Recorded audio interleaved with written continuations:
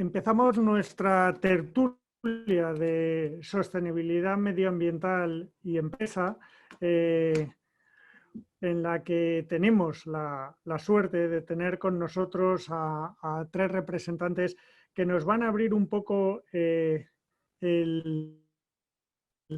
nuevo rumbo que tienen que seguir las empresas. A hablar de sostenibilidad medioambiental en estos días, cuando acaba de ir una ley de cambio climático al Parlamento, que fue aprobada por el Consejo de Ministros, cuando hoy en el Consejo de Ministros hemos visto otra ley medioambiental, hablar de cómo se tienen que gestionar y cómo tienen que ser las empresas a partir de ahora, imprime muchas dudas. Perdonadme que antes de presentaros os lance esta pregunta para que lo vayáis pensando. Muchas veces ahora se habla de qué es lo importante, si salvar las empresas o se puede hacerlo dándoles un carácter más medioambiental. Es decir, si tenemos que aprovechar este parón, esta crisis sanitaria que hemos tenido para aprovechar y acelerar esa transformación en la que ya estábamos. Pero vamos a presentar a los invitados, una vez dicho esto. Jaime Jaraiz, presidente y consejero delegado de LG Iberia. Hola Jaime, ¿cómo estás? Hola, ¿qué tal? Buenos días. Elena Valderrábano, presidenta de DIRSE, la Asociación de Directivos de Responsabilidad Social. Hola, Elena. Hola, ¿qué tal? Simo. Y Elvira Carles, directora de Fundación Empresa y Clima. Hola, Elvira, ¿cómo estás? Buenos días a todos, muy bien. Yo creo que esta tesitura en la que nos movemos en las empresas en general, en los sectores, es lo que puede marcar cómo va a ser el futuro, desde dónde arrancamos, sobre todo. Hacerme una visión global para empezar de cómo creéis que es ese punto. ¿Vamos a retroceder, como dicen algunas voces? ¿Vamos a aprovechar este parón para ir más adelante? ¿O vamos a seguir en el punto que estábamos y quizá no nos haya valido para todo lo que nos debería de valer? Jaime, si no te importa, habla tú y luego esta primera por orden y luego ya podéis interactuar libremente. Bueno, pues yo creo que viendo las cosas positivas de esta desgraciada situación, creo que sí nos puede ayudar a mejorar las cosas. Desde el punto de vista de cambios en toda la parte de la digitalización, la forma de trabajar de las empresas, lo que ha ocurrido en estos últimos 3 meses es que hemos avanzado, hemos dado un salto de 5 años, más o menos, en cuanto a cambiar las formas de actuación internas y externas de las compañías, ¿no? Cómo venden, cómo gestionan sus recursos, cómo gestionan a sus empleados en una situación como la que hemos aprendido a vivir con el coronavirus. Yo creo que de todo esto vamos a salir mucho mejor, aunque no ocurra nada, porque ya de por sí el hecho de que hayamos estado confinados a nivel mundial, pues supone que le hemos dado a la Tierra un cierto respiro que no hubiéramos conseguido en varios años. Es decir, ahora mismo se estima que las emisiones a nivel mundial en todo el año se van a reducir un 8% sobre el año 2019, que se redujeron un pelín frente al 2018. 2017 y 2018 las emisiones subieron en torno a un 1,4 en 2017 y un 2,6 creo en 2018. Es decir, que aunque no vayamos a mejor y no aprendamos la lección, creo que sí hemos dado un respiro para recuperarnos, ¿no? Dicho esto, lo que creo que va a ocurrir es que todo el mundo ahora mismo está muy concienciado, todo el mundo cree que no estamos haciendo las cosas bien en cuanto a nuestra relación con el planeta, pero que cuando volvamos a la vida normal, poco a poco nos iremos olvidando del tema. Ocurre siempre cuando tienes una desgracia, pues inicialmente reaccionas y luego vuelves otra vez a tu modo de vida.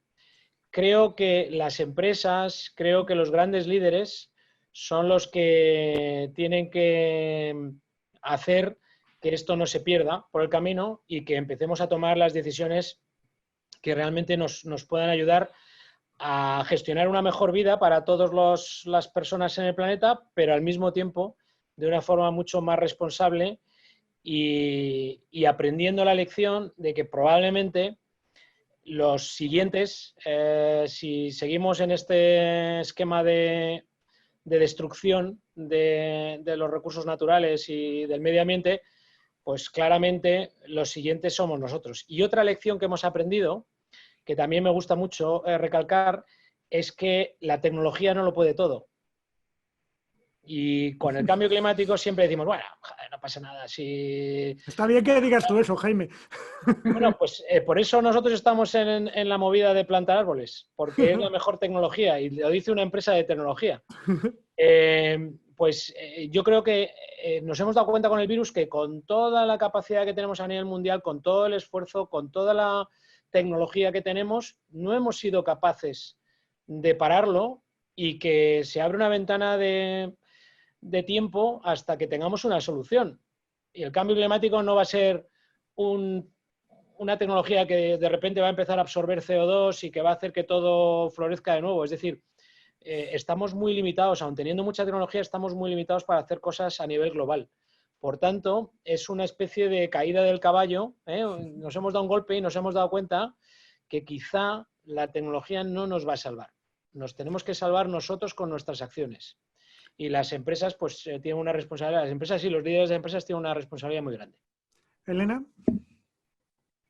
Bueno, yo creo que sí que hay voces diciendo que esto pues ahora va a cobrar menos fuerza, pero yo no lo creo así. Primero, ya desde hace muchos años hay un tema regulatorio fuerte, hablando de las empresas en general. Y lo que sí que creo que se va a modular es que nosotros estábamos ahora en un punto de emergencia climática, que seguimos estando, pero se nos ha cruzado una emergencia sanitaria, ¿no? Entonces, en ese sentido, sí que puede haber eso, pues un choque de emergencias. Ahora mismo la sanitaria tiene prevalencia, pero no quiere decir que la otra haya dejado de existir, ¿no? Entonces, sí que creo que existe ese punto, bueno, pues de que se ha quedado tapada por una emergencia sanitaria, ¿no? Pero esto es imparable. A mí me disgusta bastante cuando se habla de como medio ambiente frente a las personas. Es que es absurdo. El medio ambiente es de lo que vivimos las personas. O sea, si no cuidas tus recursos y el medio ambiente, pues la humanidad dejará de existir. Entonces, es esa ambivalencia, ¿no? que yo creo que penaliza la gestión del medio ambiente, la penaliza mucho, porque parece que no, ahora están primero las personas. Perdóname, es que lo otro va de personas también, ¿no? Sí que es verdad que este parón por la emergencia sanitaria ha pasado dos cosas. Ha pasado la emergencia climática a un segundo plano, pero también de repente hemos visto el esplendor. A mí me cuesta mucho pensar que vamos a volver a lo anterior, ¿no? Pero sí que es verdad que el ser humano olvida muy rápidamente, ¿no? Y ya una cosa que además se ha visto potenciada por la emergencia sanitaria, que es otra vez el uso de plásticos y toda esa basura de mascarillas, que yo digo, nos hemos dejado de los plásticos, pero ya ahora ya veo mascarillas tiradas por todas partes, ¿no? Mascarillas, no sé. Guantes, ahora lo ven por todas partes. De hecho, el otro día pude ver un vídeo de lo que ya estaba pasando en el fondo marino con estos desechos sanitarios. Es que y yo decía, no puede ser, o sea. Sí. Entonces, todo esto va al final de una responsabilidad. Entonces, en su momento parecía que el medio ambiente era responsabilidad de los gobiernos, ¿no? Luego hemos pasado a la responsabilidad de las empresas, pero es una responsabilidad de todos. O sea, si no nos concienciamos que es de todos, yo no puedo estar exigiendo a mi empresa, a los gobiernos que efectivamente acudan en ayuda de esta emergencia climática y yo personalmente no actuar de la misma manera, ¿no? Entonces, lo principal es concienciarnos que esto es de todos. Yo creo que no hay marcha atrás, como decía Jaime. O sea, sí que creo esto que te he dicho, que nos ha tapado la emergencia sanitaria.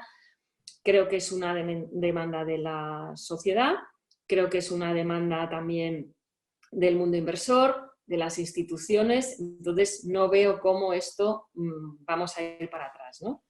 Sí, con esa cosa de responsabilidad de cada uno también. Elvira, ¿vamos a ser responsables o no?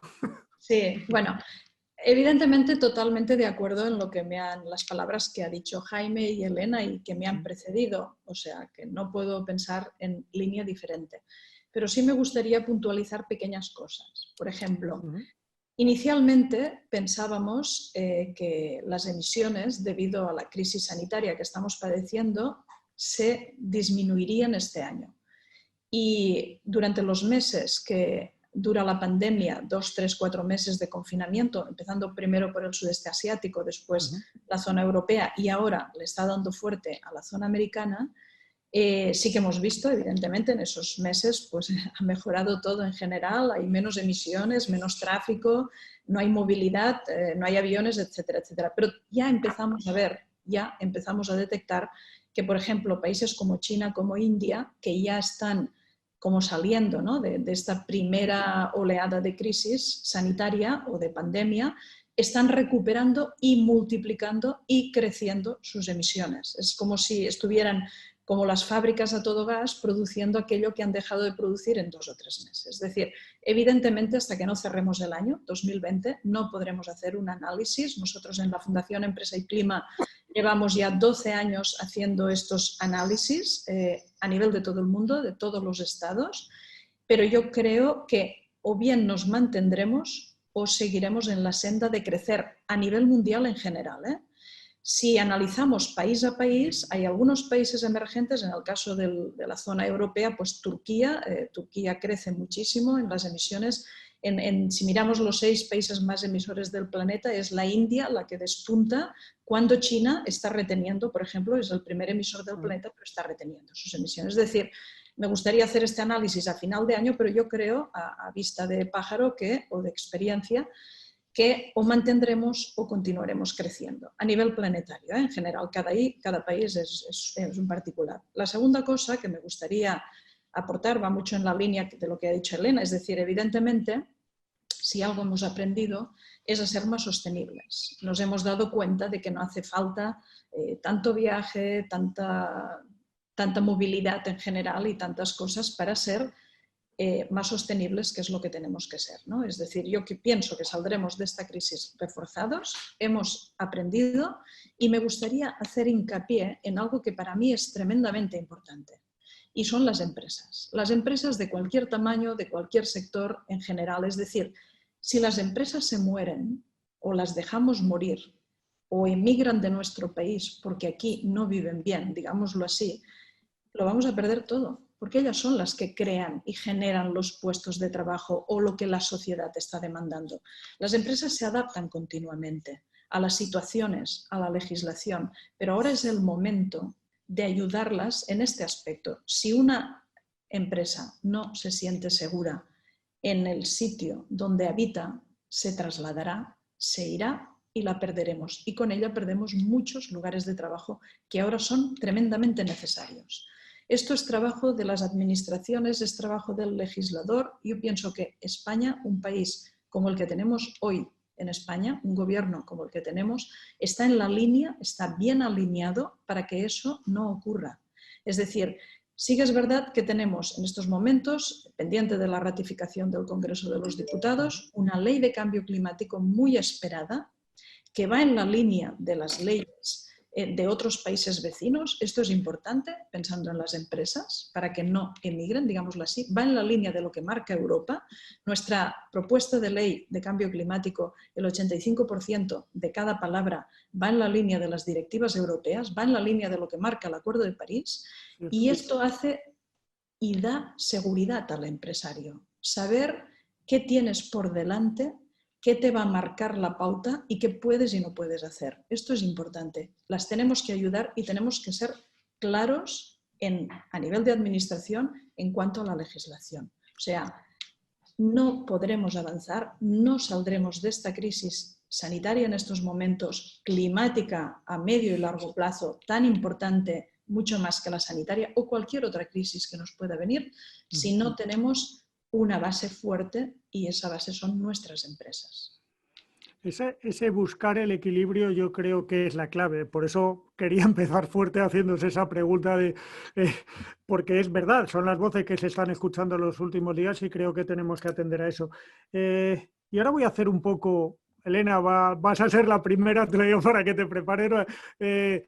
Vamos a hacer un poco de memoria, ¿vale? Yo que ya tengo unos añitos, recuerdo la anterior crisis, la crisis económica, la de 2008, la de 2007-2008, que nos afectó especialmente en un momento en que la responsabilidad social corporativa estaba tomando prevalencia en las empresas, es decir, se estaba poniendo por delante de otros temas, estaba empezando a ser un punto a tratar y fuerte en las empresas. Llegó la crisis económica, los recursos se destinaron a salvar esas empresas o nos olvidó un poquito la RSC. Y ahora que estábamos otra vez en la senda, la responsabilidad social corporativa entendida o centrada en la sostenibilidad medioambiental de la empresa, ahora es un asunto es un asunto solo de responsabilidad social corporativa como era entonces, o ahora ya es un eje fundamental de actuación dentro de una empresa.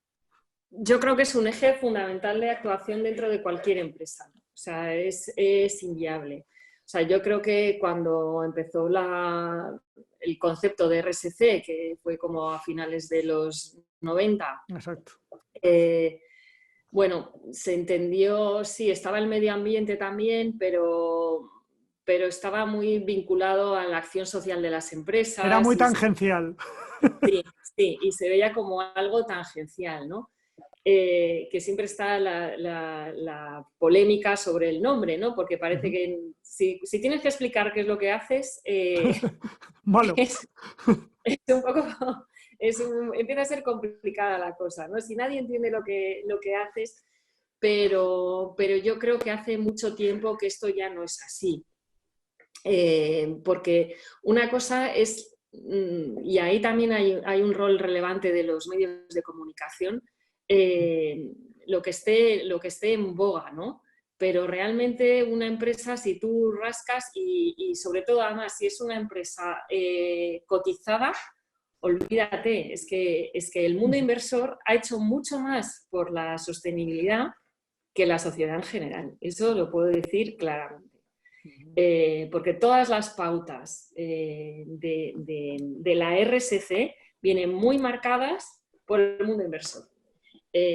Por ejemplo, para hacerte una idea, en lo que se refiere a cambio climático, ¿no? Está la Task Force del G20, la TCFD, que si tú no haces o sea, no sigues una serie de indicadores en las que tú demuestras que realmente estás abordando los temas de cambio climático, hay cantidad de grupos inversores que no invierten en ti, ¿no? Entonces, es que no es planteable. O sea, eso para las empresas cotizadas. Vamos a pymes o empresas más pequeñas. También el componente regulatorio es cada vez más grande y tus productos, al final, también, si estás hablando de retail, es que no te los van a comprar si no son sostenibles, ¿no? Entonces, yo creo que esto ya no es planteable. Ahora, ¿el esfuerzo que haces en esto? Pues sí, o sea, nosotros desde DIRSE sí que estamos viendo profesionales de la RSC que están preocupados porque líneas muy dirigidas al entorno medioambiental, como si dijéramos extras, ¿no? O sea, más allá de la regulación de lo que te toca y esperando también esto, pues piensan que se les va a recortar y eso sería un error. Eso sería un error, ¿no? Entonces, bueno, sí existe ese riesgo en un entorno presupuestario delicado, pero como te puede afectar a cualquier actividad de la empresa. O sea, llega un tiempo de constreñimiento, lamentablemente, pero bueno, te pongo un ejemplo. O sea, todo el planteamiento de la Unión Europea que salió la semana pasada, ¿sí?, de la recuperación, viene sujeta en dos ejes fundamentales. la digitalización y el Pacto Verde.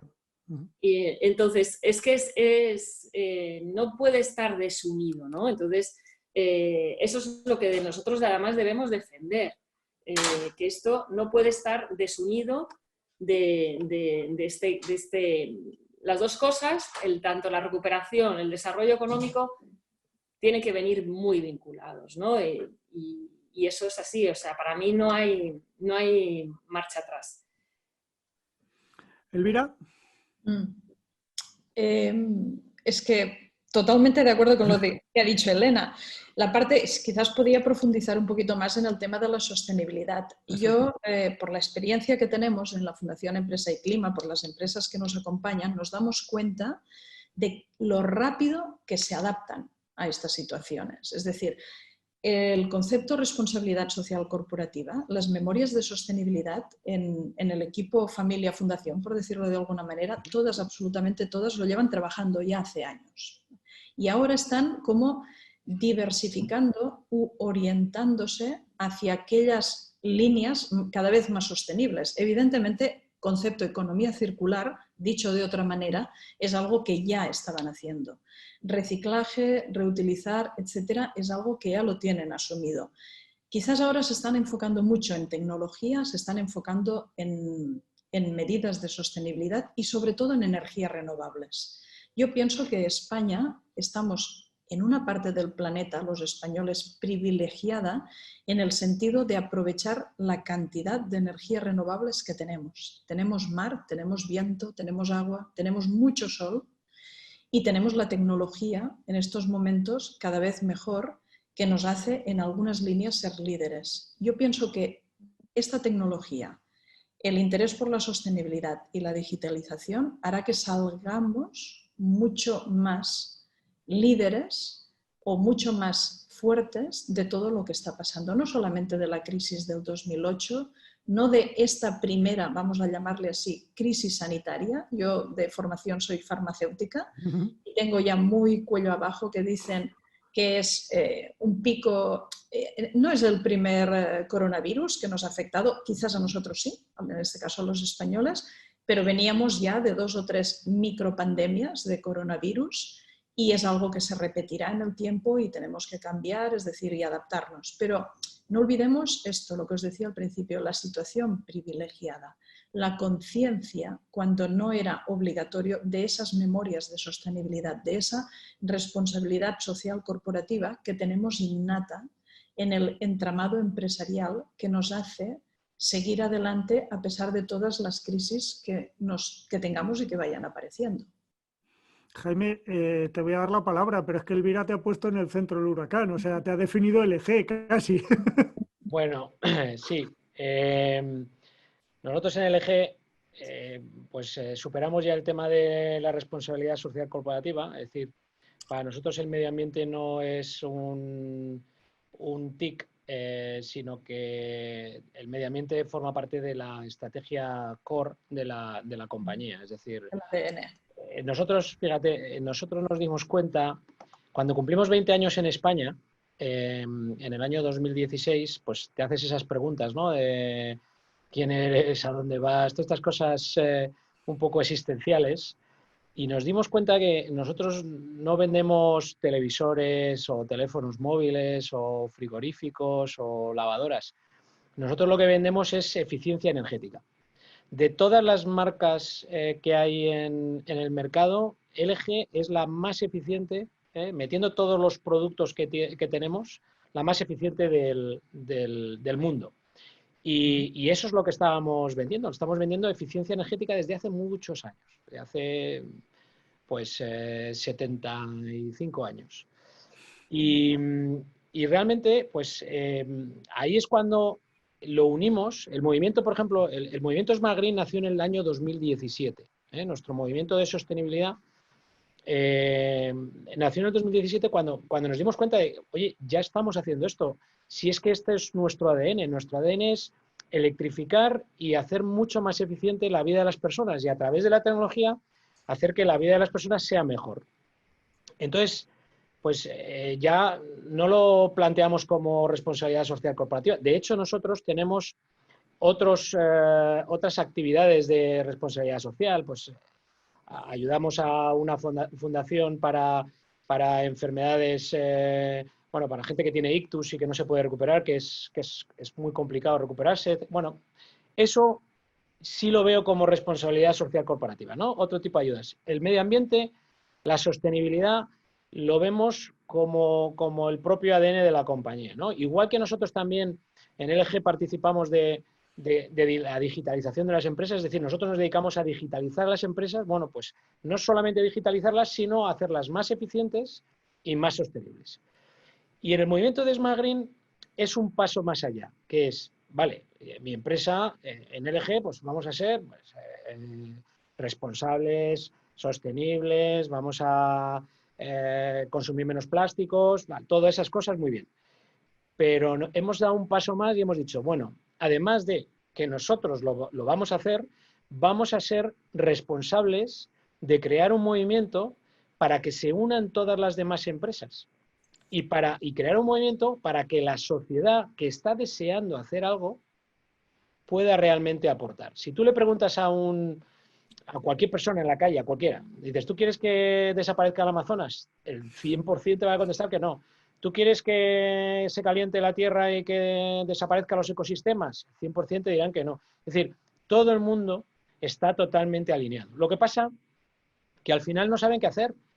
¿Qué puedes hacer? Yo, como antes te he dicho lo de la caída del caballo, porque es que yo siempre digo que me he caído 2 veces del caballo. Una vez cuando iniciamos el movimiento de Smart Green, tuve un problema personal con la familia, por un evento climático, mi familia estuvo en riesgo y eso me hizo cambiar, y cuando volví de las vacaciones, pues iniciamos el movimiento de Smart Green en España.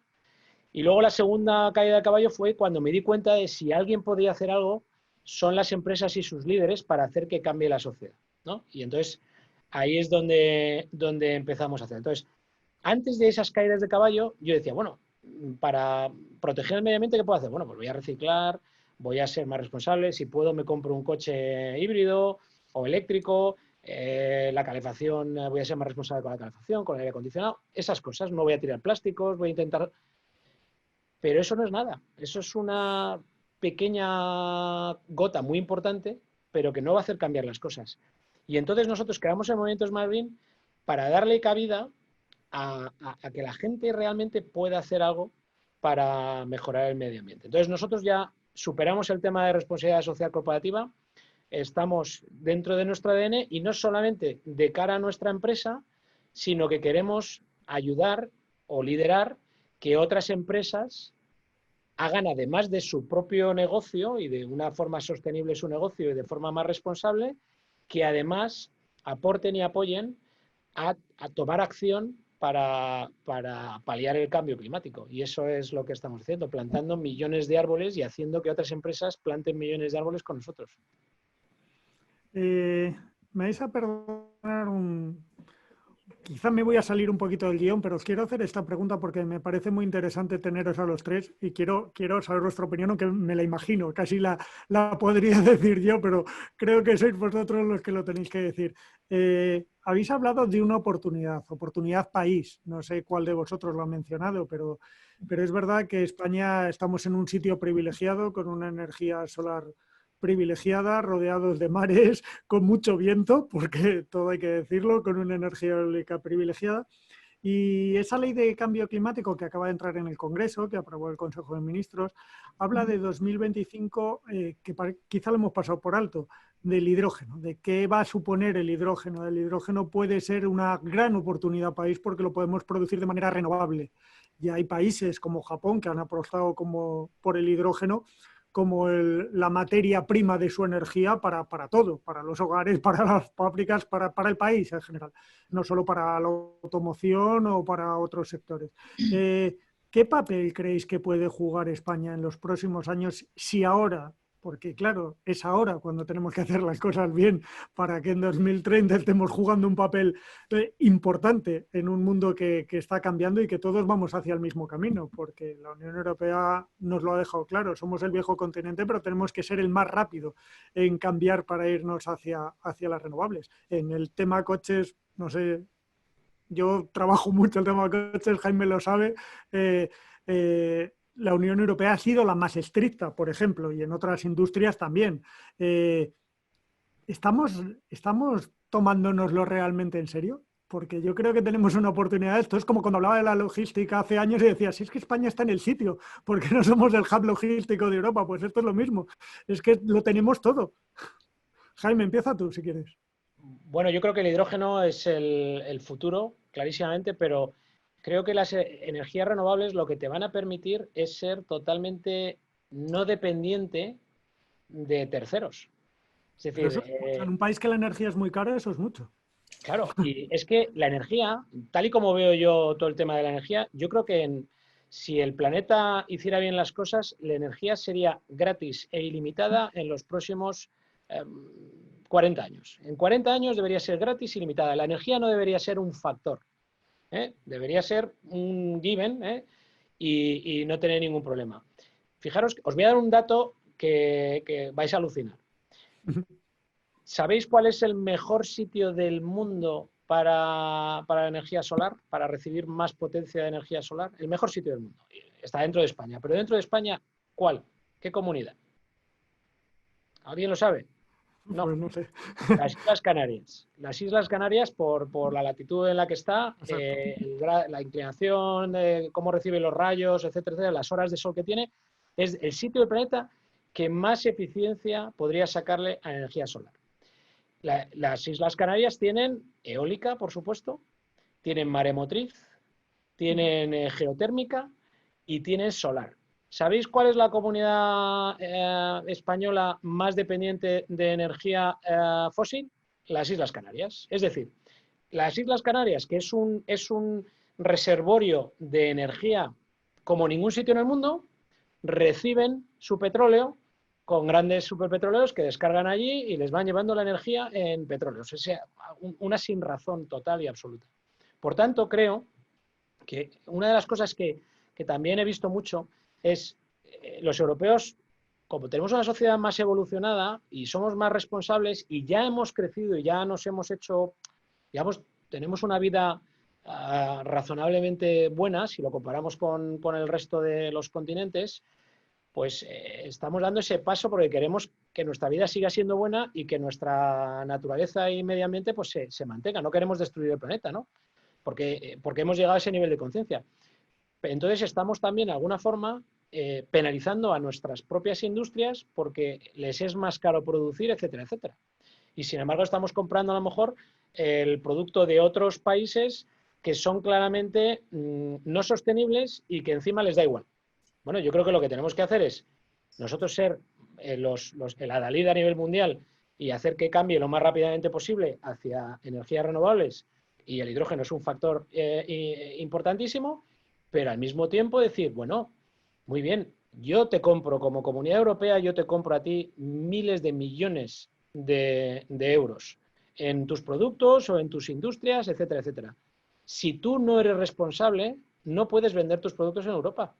O si quieres vender tus productos en Europa, tú vas a pagar una tasa medioambiental importantísima para que con ese dinero puedas empezar o empieces a pensar cómo hacer tu tecnología o tu negocio mucho más sostenible. Y mientras tanto Europa con esa tasa puede fomentar ese cambio rápido que queremos hacer. Entonces, yo creo que lo que no tenemos que hacer los europeos es ser tontos y penalizarnos y siendo un poco los, ¿cómo te diría?, los Quijotes. Yo creo que somos los más responsables, me parece muy bien, pero tenemos que ser inteligentes. Y espero que a la hora de que el legislador legisle, lo haga con inteligencia y con conocimiento. Pero vamos, creo que como decías tú, el hidrógeno para mí es el gran futuro, porque lo puedes producir en el patio de tu casa, si hace falta, y es energía ilimitada. Con lo cual, eso va a ocurrir en 40 años, queramos o no queramos, la energía será gratis. Y ese será un gran paso para la humanidad, cuando la energía sea gratis. Jaime, me acabas de dar el gran titular, pero te acabas de cargar no sé cuántas empresas energéticas. No, pero no, cobrarán por la distribución.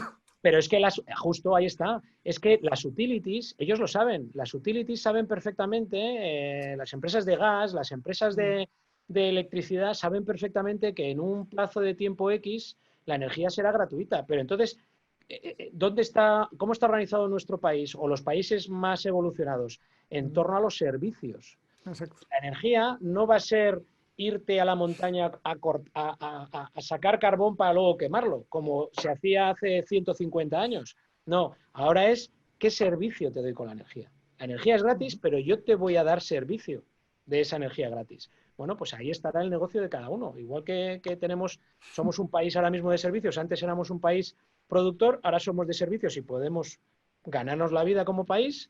Estados Unidos exactamente igual. Pues esto es una evolución. No hay que quemar carbón, no hay que ir a las minas a coger carbón para poder hacer sostenible un país. Entonces creo y deseo y espero que la energía en 40 años, espero verlo, aunque ya tengo una edad, llegaré un poquito tostado, pero espero verlo y eso será un gran cambio para la humanidad, desde luego. Elvira, es uno de los grandes costes para las empresas, o sea que...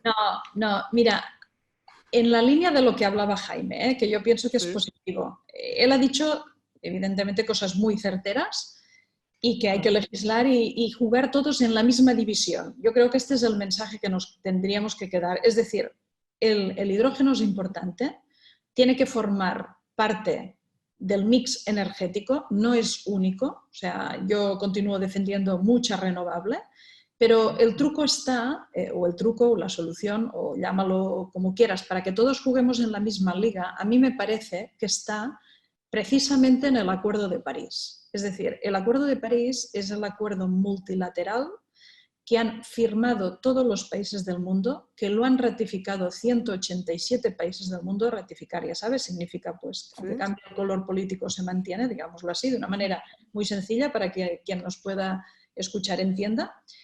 Y allí está la herramienta. ¿Qué pretende el Acuerdo de París? Muchas cosas. La gente, los titulares te hablan, pues no subir la temperatura, reducir las emisiones, utilizar cada vez más renovables, etcétera, etcétera. Y las legislaciones, las diferentes administraciones están legislando en esta línea. Pero en realidad lo que pretende como base es que haya un precio del carbono único para todo el mundo.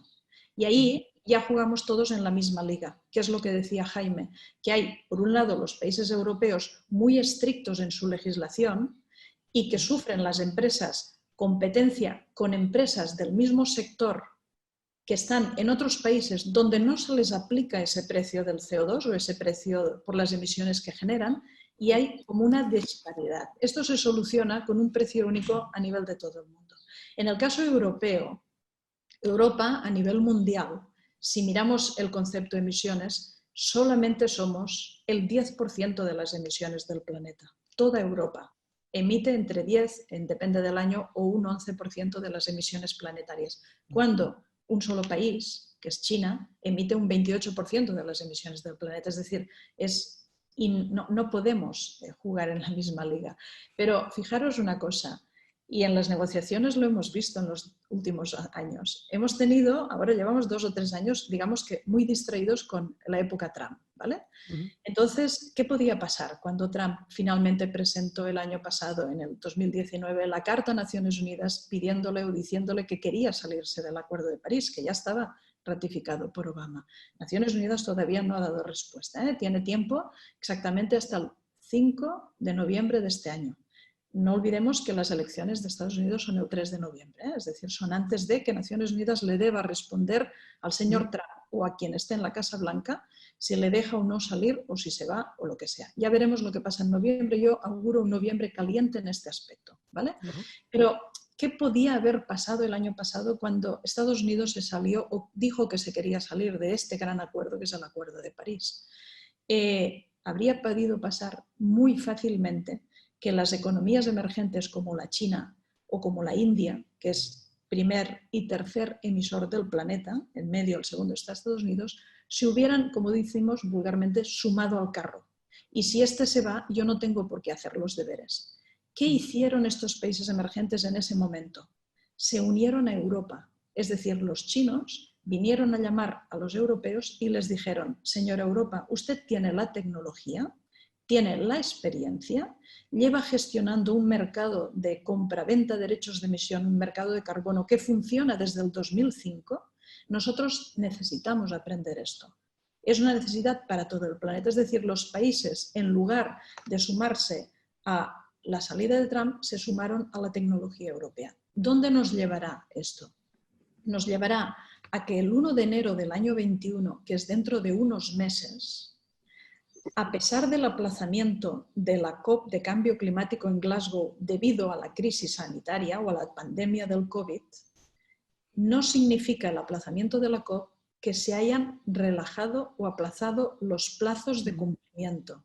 Es decir, en enero del 21, todos los países deben presentar su nivel de ambición aumentado, como marca el Acuerdo de París, se cierra el protocolo de Kioto y empieza a caminar el Acuerdo de París. Entonces, claro, piensas, pero es que la COP será en Glasgow en noviembre, no pasa nada. La legislación, lo que marca el Acuerdo de París, lo conocemos, sabemos dónde tenemos que llegar. Quizás aparezca, debido a la Ley de Cambio Climático, que en estos momentos está pendiente de la ratificación del Congreso, quizás tengamos algunos reales decretos que hablen del hidrógeno, que hablen de la implementación de las renovables, del cumplimiento en la reducción del coche eléctrico, etcétera, etcétera. Lo hará, porque así lo marca. Te nos has cortado un momento. Yo ahora os pierdo un poquito, ¿eh? ¿Me oís vosotros? Sí. Sí, nosotros estuvimos bien, pero Chimo me parece que se ha quedado... Chimo, no sé dónde te has perdido, pero un poco el resumen es que, muy en la línea de las palabras que decía Jaime, pienso que el truco, la solución está en tener a nivel mundial un precio único del carbono. Esto lo marca el Acuerdo de París y el Acuerdo de París empieza a caminar el 1 de enero del 21. Sin duda, eso te lo he oído. Vale. Ahora no te oigo yo. Ahora no te Esa oigo. es la que, y decías que con la ley de cambio climático, sí, perdona, que con la ley de cambio climático hemos avanzado bastante. Muchísimo, muchísimo. Lo único que nos puede pasar es que quizás algún real decreto que marque, por ejemplo, la utilización del hidrógeno en movilidad general y quizás no en movilidad particular, esto es un detalle importante, nos encontremos con algún real decreto que aparezca pues, en mayo o en junio del año que viene y seguramente con carácter retroactivo. Es decir, tenemos la herramienta, que es el Acuerdo de París, tenemos el objetivo, que es tener un precio del carbono a nivel mundial, y evidentemente tenemos alineadas a todas las empresas. Es que son temas de, bajo el paraguas de la responsabilidad social, está todo esto. Yo creo que ahora hemos perdido a nuestro moderador. Yo creo que sí, que ahora sí que es definitivo. Bueno, oye, Jaime, le damos palabra a Elena, que le tocaba hablar. No, estoy aquí, he vuelto. Ah, vale. Vale. Elena, ¿tú qué piensas de todo esto Elena, que estamos hablando? Yo Elena, ¿Sí? Bueno, yo hablo porque te pierdo, Chimo, pero bueno, siguiendo un poco la línea que dice... Habla, que yo te oigo. Que dice Elvira, o sea, para mí aquí el gran reto es, tenemos el Acuerdo de París. Es verdad que la unificación del precio del carbono va a ser fundamental en esta línea, pero también creo que hay que plantearse muy en serio el tema de la transición energética y del mix energético. O sea, yo no creo que vaya a haber una solución única. Yo he trabajado 20 años en el sector energético y creo que también, no voy a decir que sean modas, pero sí que las razones de impulso a veces de una energía u otra han sido muy, muy partidistas, ¿no? Yo recuerdo el diésel, ¿no? Y al final el diésel dices, bueno, ¿en qué momento se potenció tanto y hubo toda una industria allí alrededor del diésel cuando, bueno, pues parecía que ahora parece que es el demonizado, ¿no? Entonces, sí que creo que hay que ser serios con el tema energético, con de verdad potenciar aquellas energías que fomenten que haya menos emisiones, pero de manera real. a mí me gusta mucho, no sé si habéis seguido en algún momento El ala oeste de la Casa Blanca, esta serie, que hay un capítulo que os recomiendo, os recomiendo mucho, que habla precisamente de las renovables, ¿no? Entonces, bueno, van comentando, cada uno va defendiendo la energía que quiere potenciar y criminalizando las otras. Entonces, bueno, cuando estás hablando de uso de recursos, pues evidentemente siempre va a haber un pero de cualquier energía, va a haber un pero, ¿no? O sea, la que te corrige un efecto, pues igual te produce otro, ¿no? Entonces, por eso creo que es importante el mix energético y volviendo también a una cosa que decía Elvira, a la importancia de las empresas. Tú no puedes hacer este paso sin un consenso. O sea, España en determinado momento, por una legislación que potenció mucho las renovables, se convirtió en número 1, ¿no?, del mundo en ciertas energías, ¿no?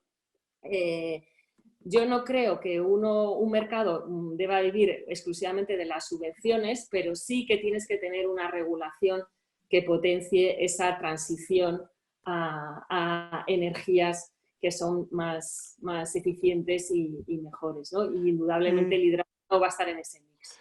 Nos quedan 3 minutos, os cedo uno a cada uno, ¿vale? Y ahora os voy a hacer la pregunta del millón. Yo hago sacar la bola de cristal al final de estas cosas siempre, para que aportemos algo a los que nos escuchan. ¿Cómo podemos hacer del cambio climático una oportunidad?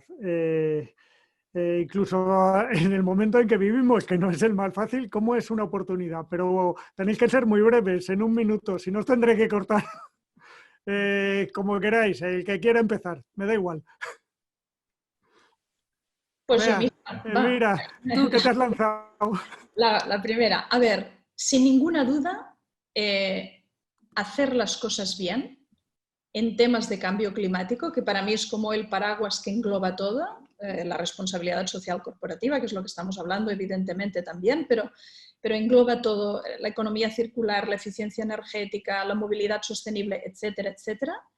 Sin ninguna duda es una gran oportunidad de negocio. El mundo en pocos años, en muy pocos años, en una década, ha cambiado muchísimo y nada que ver con los cambios que veremos en los próximos 10, 15, 20 años. La generación que nos sigue a nosotros está muy concienciada en temas, en pequeños detalles, en plásticos y demás, sigue las negociaciones del clima y a nivel internacional, las decisiones, tienen las redes sociales, no están influidos por una televisión, una radio, perdón, pero... Uy, Elena, uy, Elvira, la has liado.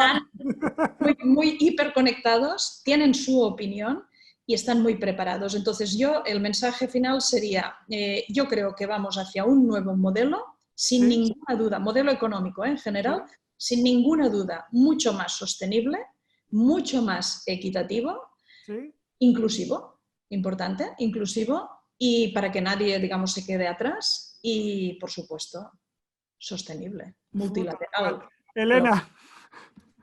Yo creo que es que ya no es una opción. O sea, tienes que estar ahí. O sea, vamos a un capitalismo inclusivo que se dice ahora. Entonces, esto es una oportunidad de negocio, pero es que además no te lo puedes permitir. La RSC no es nice to have. Es que está en la estrategia y debe estar en la estrategia, porque si no, ni tienes empleados, ni tienes clientes, ni tienes inversores, ni tienes una sociedad que pueda trabajar contigo. Eso es así. Me quedo con eso, no te lo puedes permitir. Jaime, para acabar, rápido, que se nos acaba el tiempo. LG Electronics, como una empresa de electrónica y de innovación, lo tiene muy claro. Queremos ser la empresa más responsable en la sostenibilidad del medio ambiente, aportando nuestras tecnologías para hacer la vida de las personas mejor y estando abierta y claramente en contra de la obsolescencia programada. Es decir, en el entorno de la electrónica siempre se ha hablado sobre la creación de millones de productos que contaminan. Nosotros creemos que el producto menos contaminante es el que más dura, un producto que no es un producto únicamente de usar y tirar, sino que es una inversión a largo plazo. Nosotros damos garantías por encima de 25 años en producto, o por ejemplo lo que acabamos de presentar en una industria tan dinámica como es la telefonía móvil. Somos el primer fabricante que aportamos 5 años de garantía en los teléfonos. Es decir, no te compres un teléfono para tirarlo dentro de X meses. Cómprate un buen producto, cómprate un buen teléfono que te dure más de 5 años y que tú también aportes ese granito de arena. Y no solamente queremos aportar esos productos, sino crear un movimiento para que todas las personas, todos los españoles, podamos hacer algo para paliar el cambio climático, que es la plantación de árboles. Tenemos un objetivo de plantar 47 millones de árboles en España cada año. Y sabemos de lo que hablamos, porque Corea en 30 años fue capaz de plantar 8.000 millones de árboles.